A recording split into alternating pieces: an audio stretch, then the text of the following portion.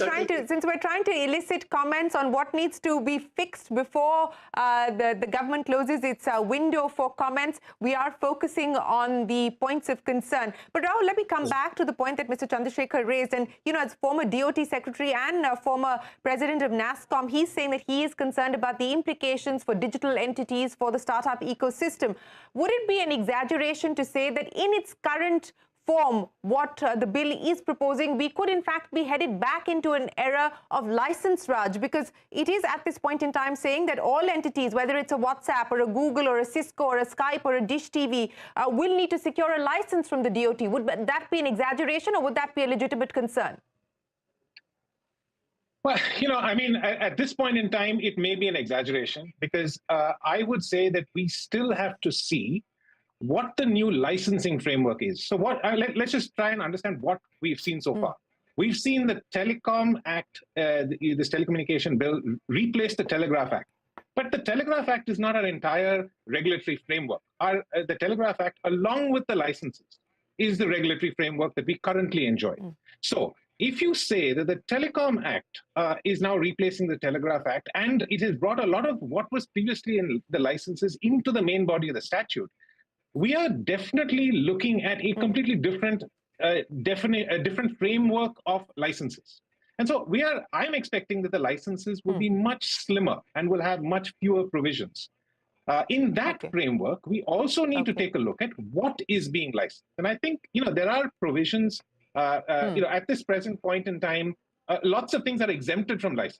I would have liked, you know, in Section 3 of the bill, which provides the exclusive privilege, for a subsection to actually specifically state that certain things are exempted. If you just think about, you know, the intercom service that you have at your CNBC office. Now, that is a telecom service, but you shouldn't have to get a license for it, because that is just within your offices. And similarly in my office. And you don't, at this point in time, need a license. And I think under Section 3.3, we will be granted an exemption, but it would have been really nice if the government had put it into the law in a 3.4, which said that nothing here in the act prevent a private telecom network. And in this manner, there are many other things that perhaps if we had excluded in the law would have given businesses clarity.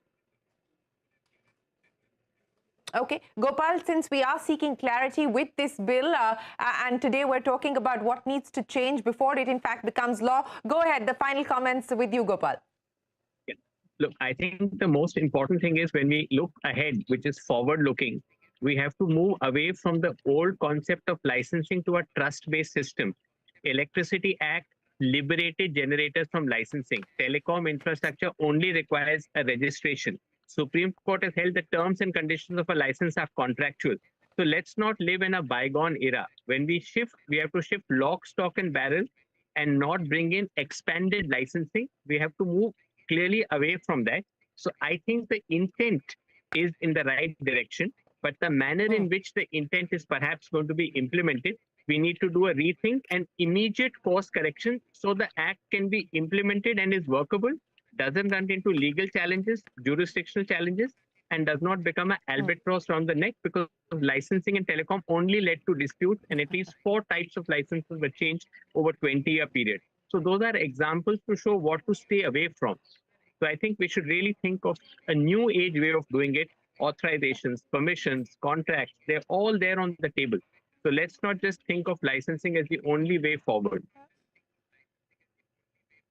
Yeah, well, that's just one of the big takeaways coming in from this discussion. And when you have lawyers on the panel telling you that, look, more needs to be done, immediate course correction needs to be done to ensure that there are no disputes, you know, that means that there really is a warning being sort of signaled there. But for this afternoon, R Chandrashekhar, Apar Gupta, Rahul and Gopal Jain, many thanks for joining us. As we said, till the 20th of October, the government has invited comments to come in for the new telecom bill. This is, of course, the draft that is under discussion at this point in time, and our panel today has suggested areas that require fixes before it becomes law. We will continue this dialogue and this discussion, but for now, on Business 360, many thanks for watching.